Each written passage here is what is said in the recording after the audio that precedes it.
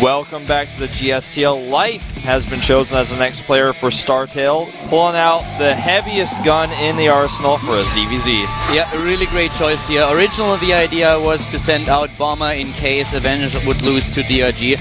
And this just shows exactly what we've been talking about the last few team matches that we had, that there has to be a strategy for the team. And StarTale had one. They already prepared a second player as a plan B in case Avenge would lose his original match. But now that Avenge won 2 games, they changed it a little bit, and they were like, okay, well, looking at the situation as it is right now, with the maps that we still have in the pool, I think it's going to be a better choice to send out Life, and they go for it. I really like that. I like that a lot. Yeah, a lot of flexibility here, and Life will be able to play a decent Zerg versus Zerg. It's a little bit of a volatile matchup, but it's one that's very figured out right now. It's just all about the gases. And then the map he's chosen is Belcher Vestige, so third base is for both players relatively easier to take than on a map like Whirlwind, for example.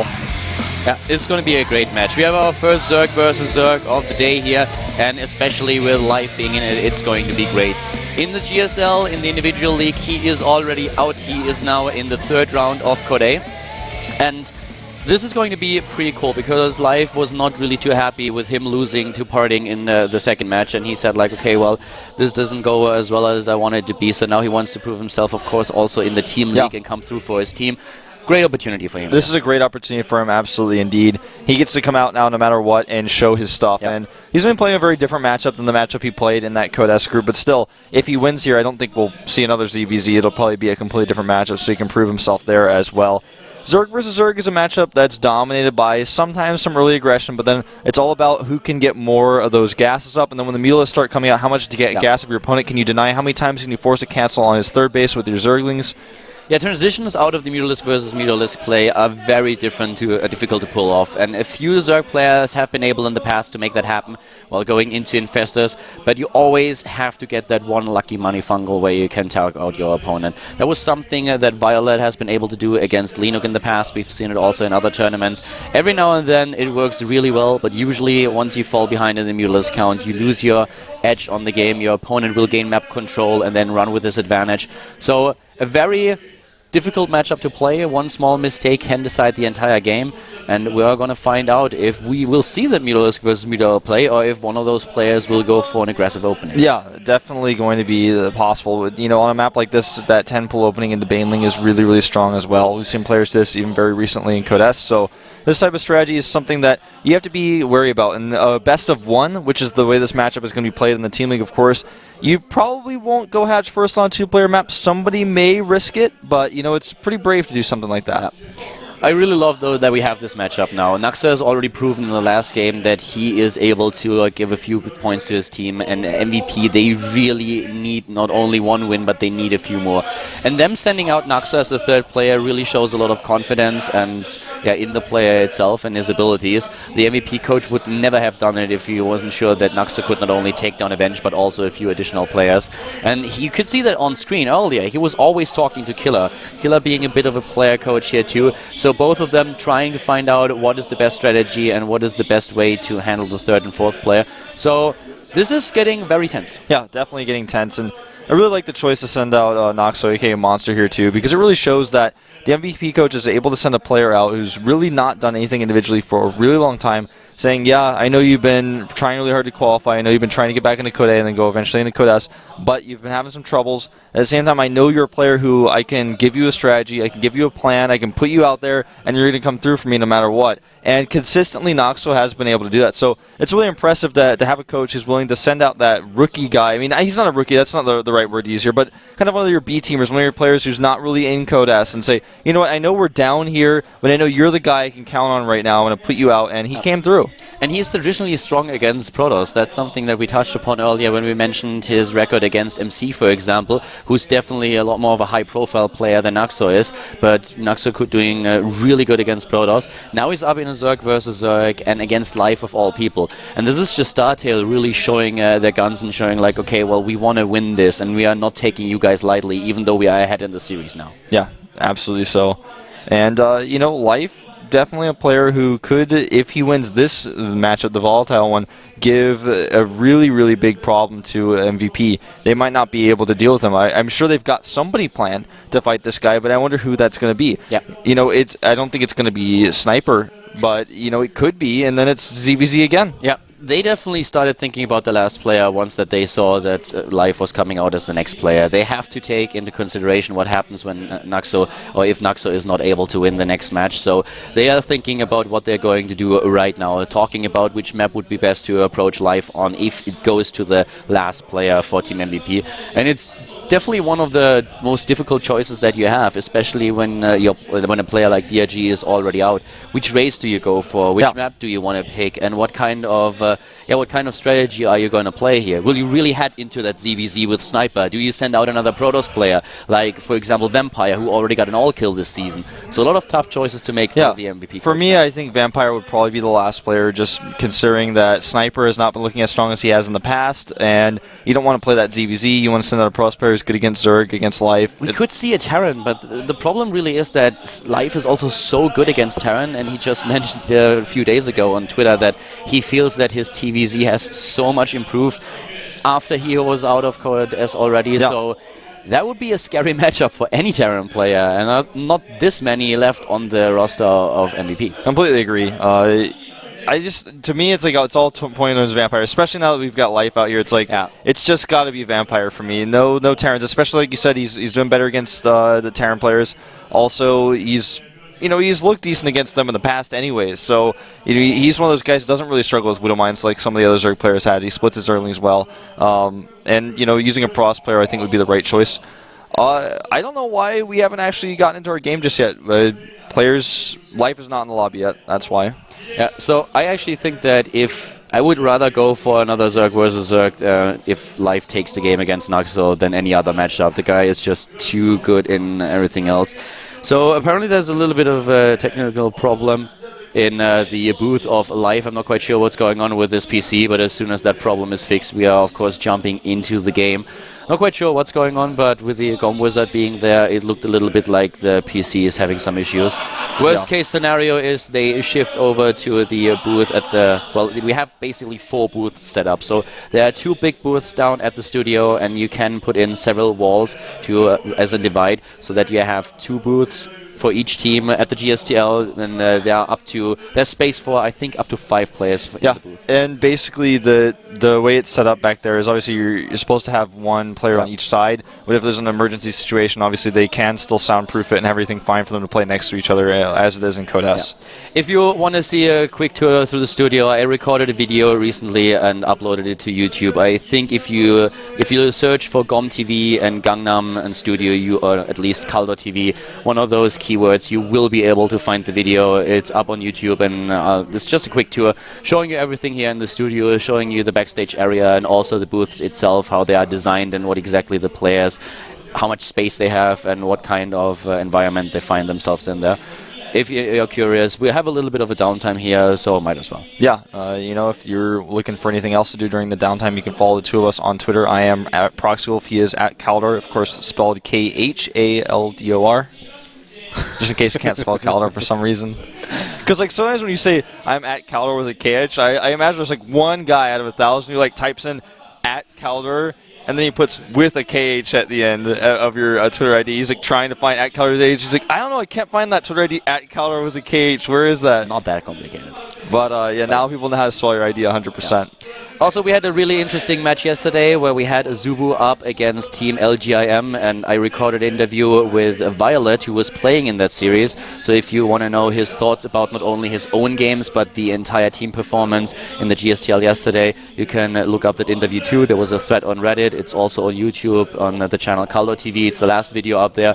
He was talking also a little bit how important English is for Korean players in general.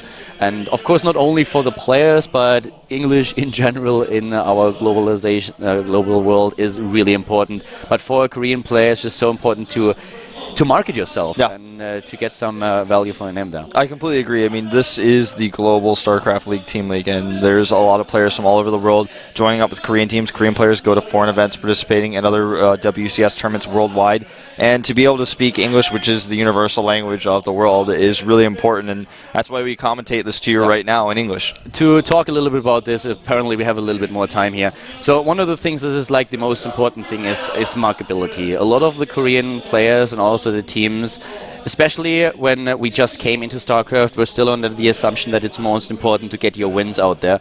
But teams and let's say, for example, a player like Idra, who just left EG, who didn't really have a lot of big successes in the recent past. He is still one of the most popular players that we have in StarCraft 2, and also was one of the most well-paid players. And a lot of the players in Korea were always wondering about these things, and were like saying, well, how can these players get this much money, whereas we are so much better and we can defeat anyone in the entire world? The problem really is the marketability of a player, and in order to have like an international audience identify with the player, it's so much better if he has really good English, can express himself well in interviews, and just build up a personality. And that's something that is really difficult for Koreans to do. It's absolutely true. You know, if only a small part of your viewership can actually understand the banter that you're having without translation, then it's not going to be very marketable for a wider audience. This is why so many Korean players are focusing so heavily on learning English, like Violet, like Polt, for example, because it's something that's useful for them when they do interviews. It makes them more likable. You know, if a fan sees a player, even, you know, at an MLG studio, for example, you know, outside of Korea, and walks up to him, if it's Polt, you know, you can feel comfortable, or Violet, you know, you feel really comfortable. I can just speak to him in English and he'll respond to me, and I can have like a little chat with him. The best example is a player like Hyun. I have no idea how often I talk to Hyun about him streaming and trying to talk in English, and these days he's doing it a little bit more often on Twitch. But right at the beginning, he was really reluctant to do it, especially in Korea. When people don't feel confident in their English abilities, they're very reluctant to try, because for them it's kind of a losing face thing if they fail at it and if they don't do a good job at it. So instead of just trying and improving this way, they just completely abandon the idea, which is in this market a very big problem. And as Wolf already pointed out, a couple of examples that you have are players like Polt and Violet, who have good English, who are not afraid to put themselves out there. MC is pretty good at English now these days. Exactly. You know, I know Oz is actually pretty good at English, doesn't show it all the time, but when I was living with him, he was training English. Every day he would practice StarCraft all night, then before he went to sleep, he would read English textbooks. It got worse. It did get worse. Yeah, it got worse. I just met him recently, and he was just laughing the entire time, was like, okay, I need to start practicing more again. And he was talking about English in that discussion, not about StarCraft. Right. You know, Alive is really good at English. So is former Fnatic player Rain. Really, really good at English. So there's a lot of players out there that got really, really good just from practicing and studying, and oftentimes living abroad. And that can be really helpful. That's why so many Korean players like MC go abroad, lives Polt as well. You know, you practice abroad. You know, it's a little bit not as good as a practice environment as Korea, but you get that marketability with your English. Polt immediately gets a sponsor after going overseas, for example. Yeah, the same is also like this language barrier issue is not only limited to the players themselves, but it's also a problem that the teams are struggling with. Most of the teams don't really have a lot of managers or people in there that can speak a decent English, and them approaching an international market to get a sponsor is really, really difficult. They don't know how to approach international companies, and they don't really know how to negotiate with them. So things have really changed a lot since Brood War, when it was mostly about the Korean companies and the Korean audience. Right now, if you compare the audience level in Korea and the attention that StarCraft 2 gets to StarCraft Brood War, it's definitely reduced, but in general it's a much bigger audience that's there, because the entire international world is now suddenly focused a lot more on these games and more aware of games like not only StarCraft but also League of Legends, Dota, all these esports games that you have out there. So it's more important for the Korean teams to approach this, but it's difficult for them to pull that off because they lack the experience with international companies. They lack the English abilities, like the skills. So everything is just very new right now. They struggle a lot to just talk to them, and also there is a lot of a lot of them don't really understand what they have to give. On the other hand, they, as I said earlier, they are very focused on results more often, which is of course really important. You need to have those results, but especially in the esports environment that we have these days, it's also important to give your sponsor the exposure. And if you don't stream, which very few Korean teams actually do, it's very difficult to do that. And one of the best marketing teams that we have in the entire world is Evil Geniuses. And what does Evil Geniuses do? They stream. All their players stream, and they they stream every day. They give their sponsors so much exposure. Yeah. So there has to be this middle ground, I feel, for Korean teams where they can still focus on the results and how to train the players, but also try to just copy the style of the Western teams to get a better markability and then the sponsors. Exactly. Here's some information about the upcoming round of 8 in Korea. As you can see, the players listed down there. Seoulki, Parting, SOS, and Kangho going to be playing on next Tuesday, so make sure you tune to that. I will probably be here in the studio watching the matches live with a sick group like that going up. I say group, but it's actually now out of the group stage. Just there's 4 players playing that night. Exactly. We're in the bracket right now, so it's going to be very, very intense. And it's going to be pretty cool here. I mean, the last time we had Code's studio was packed. There was, of course, also the group of death, where there were so many people here. It was actually a little bit scary. And yeah, it's really exciting to be here in Seoul right now, watching all these games live. Yeah. And also, of course, here at the studio. We have a new studio. This is like the first season that we have. And it's really exciting to see all this happen, and also to see just how people perceive the new studio. If you've been living here for a while, you have been in the old studio in Mukdong, and then you come over to Gangnam. Completely different area. So much more to do here, especially with a big mall like Coex right around the corner. So it's really exciting, and people love that studio. Exactly. It's much more centralized. It's on the green line, line number 2, which goes in a circle around basically the entire city. So for those of you guys who are not familiar with Seoul, line 2 is basically the most centralized line, and for the studio to be on that line is so much easier for people to get to. The old studio was on line number 5, which is kind of off on the side of Mukdong, which is a place that is not. There's a few reasons why you'd want to go to Mukdong, but there's not like I could go watch StarCraft and do all these other things I had planned to do. You can't really do that, but in Coex and in Samsung, near Samsung Station, you can do a lot here. And if you ever wondered how to get to the studio, I know that people have been asking also on Reddit recently how to get to the studio. As Wolf already said, it's right at line 2. It's one of the main lines that we have here in Seoul. It's actually the main line. So you go to Samsung Station and you go to exit 1, and then you just walk for about 2 minutes, maybe 3, and you will see the studio immediately to your right side. Yeah, there's a big sign on that you can see. You can't miss it. Impossible to miss. I mean, it's in the Mirai Asset Building, and for those of you guys worried about taking the subway, or you're like, I just thought about taking a taxi because I'm not used to the subway. Subway system in Seoul is so good and so simple to use. I highly recommend it. Get a T-Money card. If you've never been to Seoul before, make sure you get a T-Money card. You can put money on it. You can recharge it at almost any subway station. You can recharge it at a convenience store.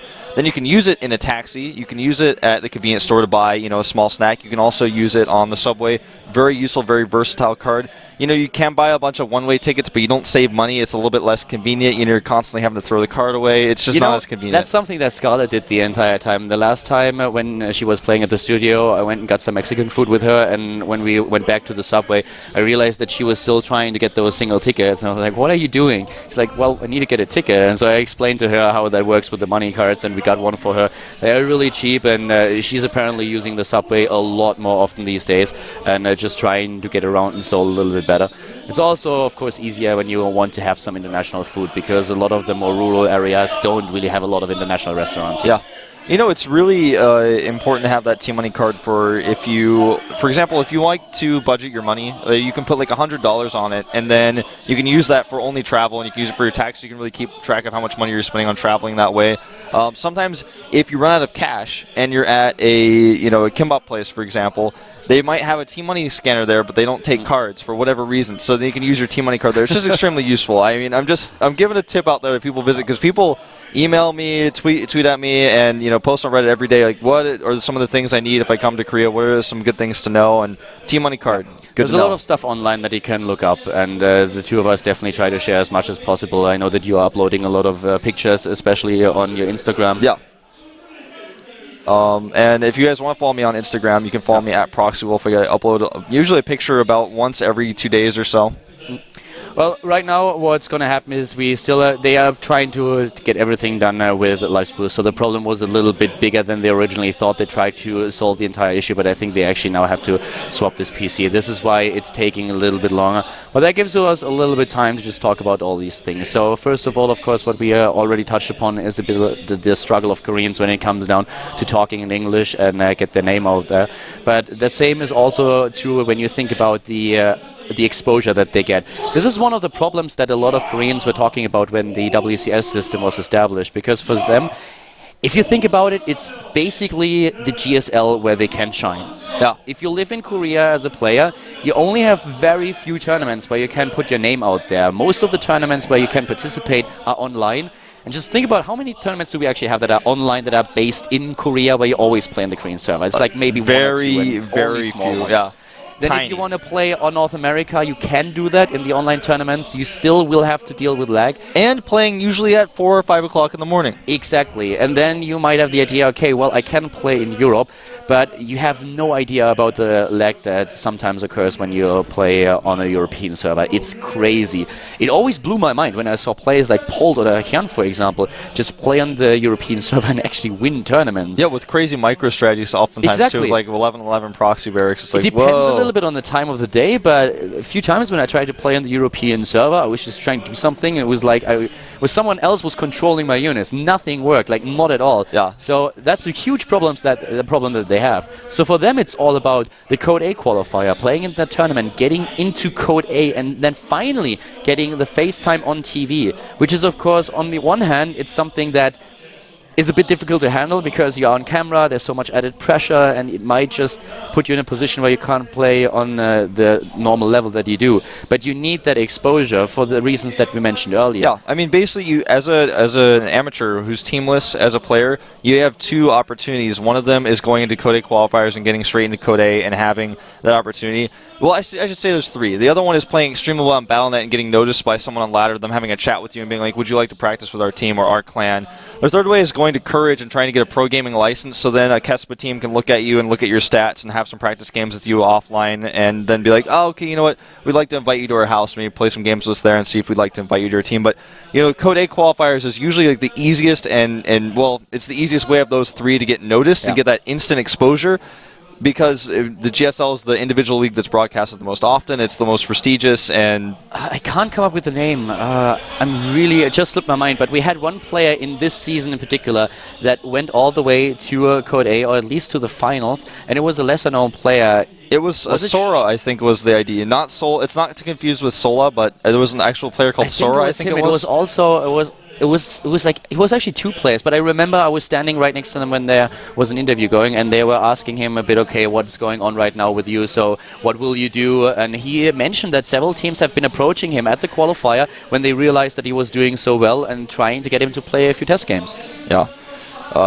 That's exactly how you can get exposure, by winning games like that, and just at least like showing that you can take games off of top pro-level players at a qualifier in a broadcast match. Here's, of course, one of our previous sets we saw already with the Phoenixes eliminating the Roaches, and he was barely able to defend this. It's pretty insane. Yeah. Or no, this is a different game entirely. He's not able to defend this one. My mistake. Happens, don't worry about it. Well, just a couple of highlight reels that we have here. Yeah, and you know, this is the game, the first game where Revenge hit that timing with his Phoenixes, did not lose his mothership core this time, eliminated Roach after Roach, and then eventually the larva production was too much of a problem, and that Warp and Pylon was never eliminated. He lost his queens as well, and this was just you know, a situation that put him so far ahead that even though he made 2 robotic support bays by mistake, he was able to win the game. He just did so much damage with this push, transitioned beautifully into a third. And, you know, we talked about it quite a bit already, but just giving you guys some extra looking into this. I don't like that view where we have a fast forward with Phoenixes. Those guys are fast enough as it is, but when I see them just darting around the screen, I am actually getting a bit of motion sickness here. Yeah, it's a little bit crazy. Phoenixes. I don't like them. I want to be in my Mutalisk to be the fastest thing in the entire game. Yeah, there's Shot of Revenge himself. A little bit shy. He did end up losing eventually. You can see even DRG now in the booth. Something is going on. Yeah, DRG, I'm not quite sure what exactly they're now doing in the booth of the MVP player. Probably just trying to find out what exactly would be the best strategy to play here. Of course, the teams also realize that there's a little bit of time at their hands so that they can give their player a bit of advice. The player for StarTale was just chosen a few minutes ago, so that gives him the opportunity to just talk to them and be like, okay, well, listen up, maybe you could try that, maybe you could try this, and definitely really important for them to use that downtime. That's actually something that a lot of players have been talking about, and also a question that is asked in interviews quite a bit. How downtimes affect players, especially when it happens within a game, when there's suddenly a problem, an internet problem, maybe something with the computer. And it's really important for a player to get this mindset where he doesn't see it as a disturbance, but where he sees it as a chance to just sit back for a moment, take everything in, and play from a clean slate after that. That's really important that you can get into this mindset. Yeah. Because elsewise, it will definitely affect your performance. You're absolutely right. You know, you lose your adrenaline, you lose some of the energy that you have, some of your focus. You have a plan, and it starts to get a little bit foggy, and you're starting to wonder, you know, what's going on, what is he thinking about? Now, here's game number 2, where we saw the just sudden choice to make a pylon here and go for the all-in, simply because he knew he was not scouted. And it was a great choice. Avenge did end up winning this game because of it. He was quite patient with this too, and it made it so much harder for his opponent to really see what's going on here. That's something that we didn't see on stream earlier on when the attack actually happened. Legend just highlighting it once again to give us a few additional information about the game. The Reaper really trying his best to do damage here, but even with the Reaper, he didn't see the gateways. Yeah, didn't see it. Now it's way too late. The Stalker's on the high ground. He's going to come in here and bust this bunker down. The second bunker way too late. Yeah, those force fields, of course, really important. Denying the SCVs the surface area that they need to repair the bunker, and there was just nothing that he could do anymore. Yeah, and also the time warp that we had should happen on the ramp in just a few seconds. The Mothership Core coming in from the right side was really important. Yeah, see, he gets the time warp off here, slows these units so he can actually pick off some of the ones at the front a little bit easier, and even the Mothership Core can survive as a result. Yeah, that was just a horrible situation for Keen. And Keen doesn't like being on camera after that game. He's like, yeah, that did not go well. Keen cut his hair pretty short, keeping his bangs. I like it. Really? Yeah, I don't like that at all. I really like that style if you keep your hair dark, because a lot of Korean programmers will dye their hair like Avenge did to the orange. But if you're going to keep it black, sometimes you see players switch it up and do that. We saw Sound actually had his hair like that a while ago. We saw Top had his hair like that a while ago. And it's a good change. Nada even did it once. Even Nada. Nada normally pretty standard with his hair, but he did do that once. Yeah, I believe you. I have no idea what you're talking about. I'm just, you know, I'm thinking of other players. Curious, never tried it. For example, his head shape isn't quite good for that, but he did dye his hair a bit of a golden color once, and that was really good. That was like most horrible, dude. That looked awful. I liked it. It was best improved hair, I think, for 2012. No, wait. That was WCS. That was in Shanghai. That looked horrible. No, it was good. I liked it. No. He dyed it after that once, but in Shanghai, No, the Shanghai one was bad. I actually walked into the player area and saw Curious, and I burst out laughing at him, and he was just trying to hide his head. He knew that it was horrible. Well, you know, in Shanghai it didn't look as good, but later, you know, when the color started to come through, it was better. This is the game earlier I was saying he was just able to defend, and he did end up holding this. This is where Avenge fell. You know, losing his Mothership Core, as probably will be shown in just a second, was the big key here. There it is. That was a huge problem. I don't think he realized the Mothership Core was to the left side. It must have just detoured when it had a unit in range to attack. And without the Mothership Core, he can't use the time warp against his opponent's units. And then he loses the sentries here. That was also... You know, he places down the force fields, and the force fields were really decent to trap those two queens, but he loses both sentries, and they would have been really important. If he has the sentries on top of the ramp, he can force field the choke points. Yeah, definitely so. And, you know, just the execution here was less than perfect. A bit problematic, and he had no transition after this. I mean, look at the supply as it is, 94 to 59. And this is the attack is still not quite over yet, but he just doesn't have the production to keep this going anymore. Yeah, he lost his momentum. Exactly. He lost the momentum here, and once that happens, you're in a really rough spot. He was doing a lot of damage and really trying hard, but the really big problem for him was that losing the Mothership Core and the sentries was just too much. 2 slips, and that cost him the game. So he did really well, though, and I have to say that Avenge is definitely getting a lot of FaceTime these days with his performance. He's a little bit unlucky with his third opponent now in Code A, though. Up against Flash, that is going to be a tough game for him, but on the other hand, we said that about Game 1 and Game 2 as well, so he may be able to make it work. He's definitely someone who is on a roll right now. One of the fastest improving players we've seen this year, in my opinion. You know, we saw Life come to his rise to power last year, and you know, I'm actually wondering if they build Live a new computer right now. I think we've been here for 20 minutes already. And, yep, The computer is apparently now done. Live probably has a brand new one here. Yeah, they probably took the time to install Windows or something. Yeah, I don't know. That was a lot of updates. Probably reinstalled StarCraft. I have no idea what they did, but they are done, and we get finally to see live play in our Zerg versus Zerg here. Yep, ZVZ up against Noxo. I know it's been a long time since our last game, but don't forget the standings here. 2 wins away. If Life takes 2 wins, it's all over for Team MVP. They only have 2 players left. Noxo is one of them. The map choice is Belshire Vestige, a 2-player map. It's going to be all about the early game aggression, and if not, it's going to be all about the Mutas here on this 2-player map. That's going to be a good game right now. And of course, Live, that is the big obstacle in MVP's way. They're already down in the series here at the GSTL 2013 Season 1.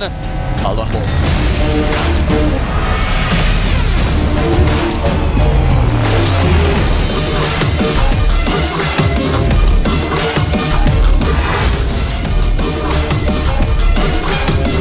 Starting to the top left of the map, we have our first Zerg player in the game. It is the StarTale player. StarTale Life. And don't be alarmed by his 10 out of 10 supply. He always does the extractor trick. But in this case, he's going for a 10 Overlord. Yeah, still okay. Never mind. And adding the extractor for the extractor check.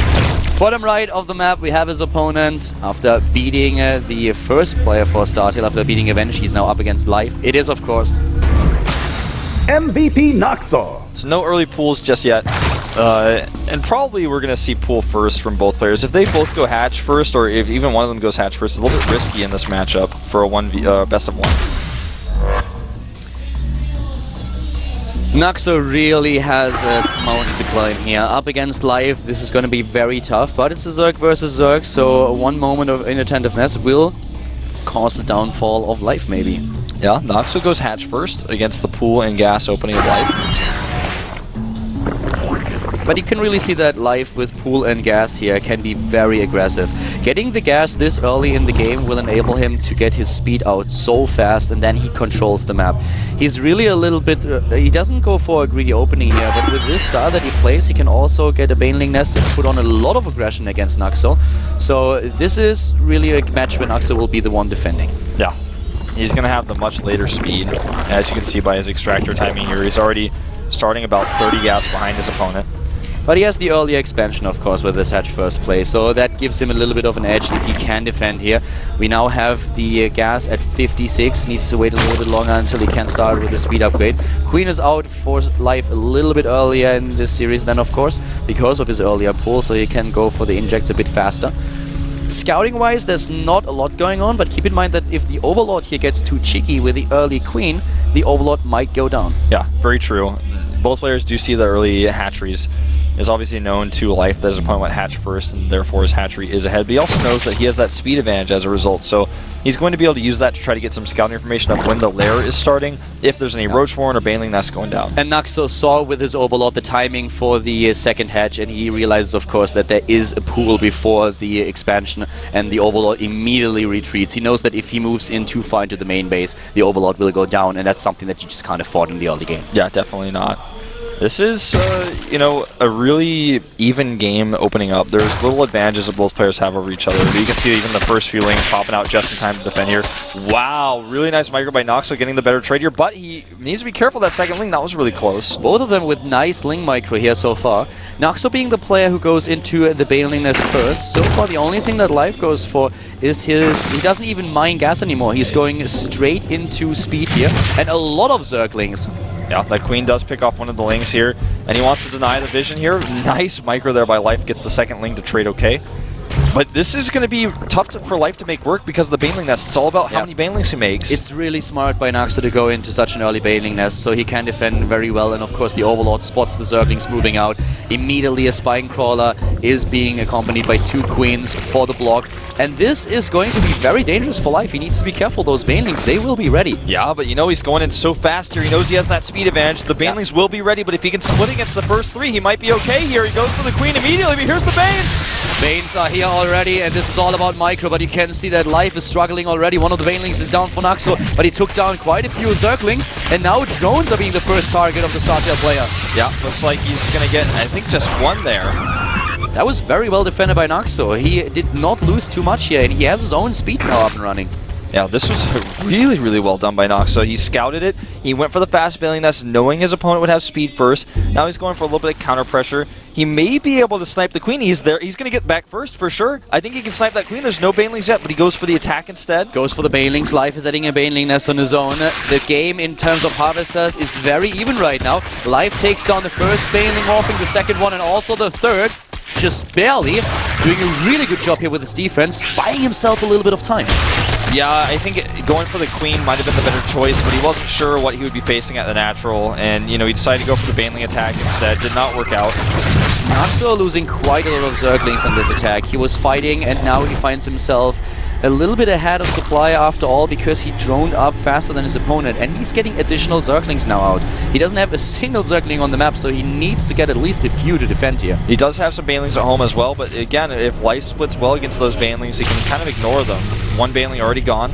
Life is posturing at the front. He's trying to get his drone count up as well, and he's very close now. Going into the lair tech first is the MVP player, though. He's playing a really good game here against Life so far. Yeah. Naxo up 4 drones right now. No player having any extra queens over the other one.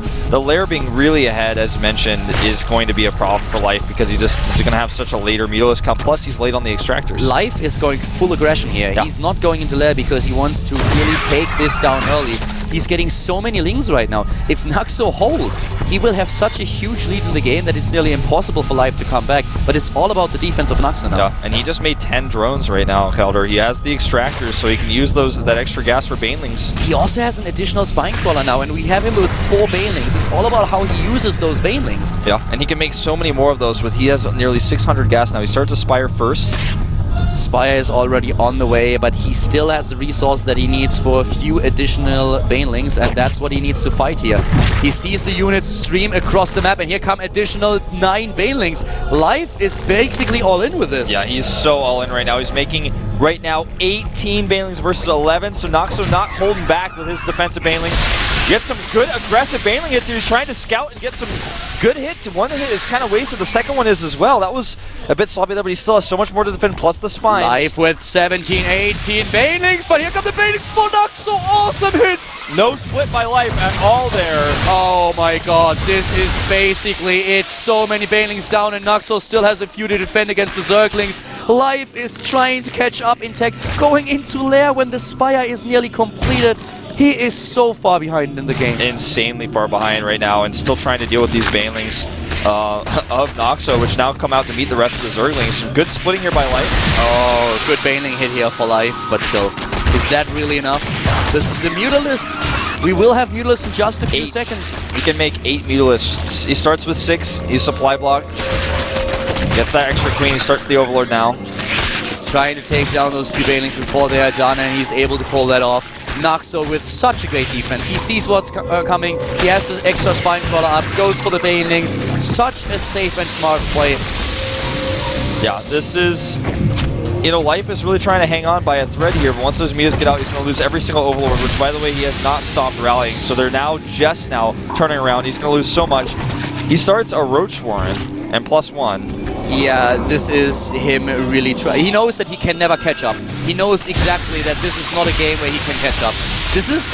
What's happening right now is that the entire momentum goes to Naxo. He has the map control, and this is not going to change for a long time. So this is something that Life knows, and he is completely aware that there's no chance for him to deny the entire game when there's too many Mutalisks on the map, that there will be more Mutalisks for Naxo than for himself. So he has to do something different, and that's why he goes into the Infestation Pit, into the Roach Run, instead of adding his own Spire. Yeah, notice that Naxo does something really... Oh, that was terrible, but What he's doing that I really like is he uses his Mutalisk to pick off the overlords that are the closest to life space, because he knows the ones that are still left in the main, or that are coming back towards the main, can get on his way out if he wants to. He also scouts the infestation bit here, which is really important. He's going to kill so many harvesters. And he can go for the queens. Now he has the Mutalisk numbers, and he is doing it really well. There's a transfuse, 1-2, but that's all that he has. He's losing his queens. Life is on the ropes here. Naxo is dominating this game. Yep. Life really wanted to be aggressive with his speedling all in, but this is something that Naxo prepared for. Gonna kill this Sport Crawler, and more harvesters taking some hits here. The Infester's a long way away. So many drones already being killed. Life is falling farther and farther behind. The third base is being built for Naxo at the bottom left. Immediately attacked by a few Zerglings, but still, the Mutalisks alone are such a huge problem for the StarTale player. Yeah, and it looks like he may very well even be able to save his third base during all of this. Spore Crawler trying to defend. Yeah, he's trading costs inefficiently here, but he's doing so much damage it doesn't matter. He can take down the Extractors if he wants. He can do whatever he pleases. In this game, it doesn't look like Life has a chance of coming back. He is at half the supply of his opponent. Yep. Queen comes out here again. The Evolution Chamber will finish his upgrade before it goes down. And this is not the only strategy by Naxo. Naxo is going into a massive Roach attack. He's not completely relying on this Mutalisk. Those are the only ones that he has. So the Roaches, that's the second step of his strategy. Yeah. And he kills the Evolution Chamber here. May get one Infester. Nope. Doesn't get the Infestor, but the Evolution Chamber is now gone, and the problem are really the Roaches that are streaming across the map now. And so many of those Infestors already use the energy of Fungal Mutalisk, so he doesn't have as much energy as you might think. And good luck with chain funneling this many Roaches. Against Mutalisk, as soon as they clump up, you can't pull that off, but against a huge Roach army that is able to split that easily, well, that is not gonna work. And here we go, the Roaches move in. Life has the better upgrades on his Roaches, but he just does not have enough of them. Yeah. He doesn't have nearly the numbers that he needs. And think about what Life invested into the anti-air structures and also the extra queens. The Infestors, they are dead meat right now. Fair game, one after another are going down. GG. Naxo takes the victory, and the MVP coach, he is nodding like a madman. He's like, oh yeah, that's how you do it. Life losing here, probably not what the StarTale coach expected to have happen at all. And I wonder if now we'll see Bomber come out for real. I would like that a lot. I would really like to see Bomber now. Life did not work out, and suddenly the series is tied. StarTale still has a little bit momentum going for them because they can choose the player and the map, but this is not what Life wanted to happen here. Yeah, you know, he chose a really big risk. He knew he was faster ahead in tech. He thought his opponent might be a little bit late on the Baneling Nest. He took a gamble, but Naxo was totally ready, microed his Banelings well, and went straight into that Lair tech. Very patient. Took his gases, built up the gas needed not only to make enough Banelings to defend, but then to go straight into the Mutalisk afterwards. Rough game for Life, but he took the risk. Yeah, we have Curious looking intently now at the screen. Is it going to be another Zerg? I doubt it. I would really like to see Bomber now. He was meant to play against DRG, but now he might face Naxo. Yeah, because Naxo is...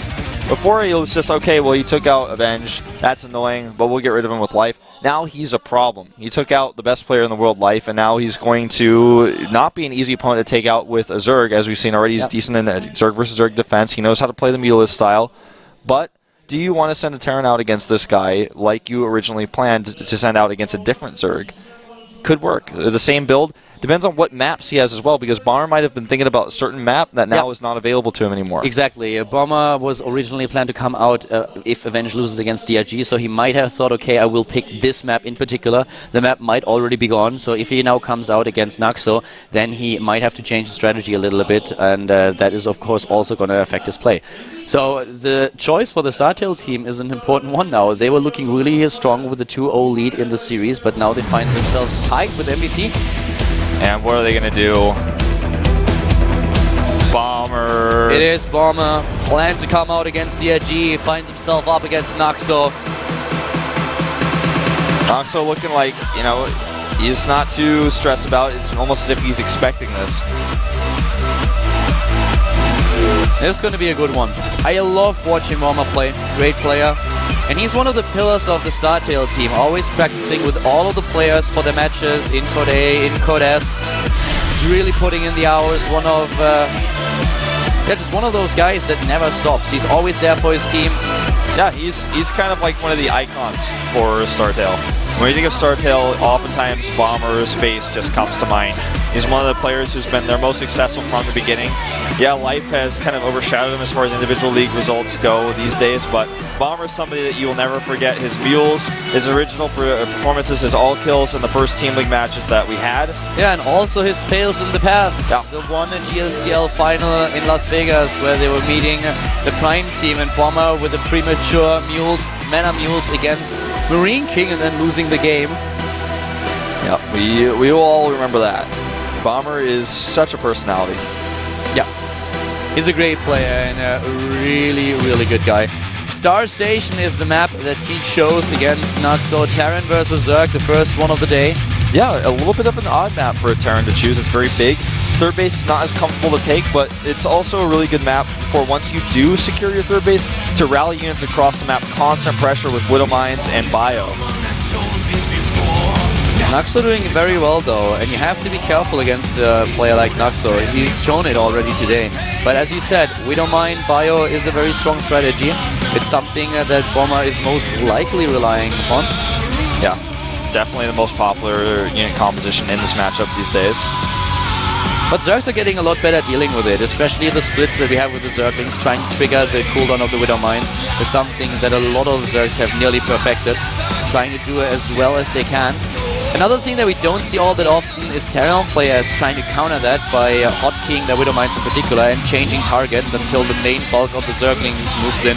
That's something that we might see in the future, but so far very few Terran players are utilizing that. Yeah, very difficult. You know, it's all about splitting your Marines at the same time too. You got to split your Bio and target your Widow Mines. Two-step process. Yeah, it's really not easy. I mean, that's something that only the best players in the world can do at the same time. It's Everyone much else harder is gonna than be overwhelmed. Right, it's much harder than siege tank targeting, for example. So definitely something to consider. Both players are now in the lobby. Start Station is a huge map. It's a 4-player map. There's a lot of empty space in the middle of the map that's usually not used because they take the faster walkways, but sometimes you can see sneaky attacks that go around. Bomber also really known for his drop play. Very, very good at that. His multitasking is almost unparalleled. Yeah, he's a guy who started out when he came over to Europe to play a few tournaments, and he played really well, made a name for himself. Was a little bit overhyped at the time, but then suddenly he completely slipped from everyone's awareness. It was really a bit sad because he was bringing in a lot of good results, placing third and second at a lot of tournaments, but that's something a lot of people didn't even recognize or note. So now we are having him here at the GSTL Season 1 2013 up against Monster, brought to you by Colin Wood.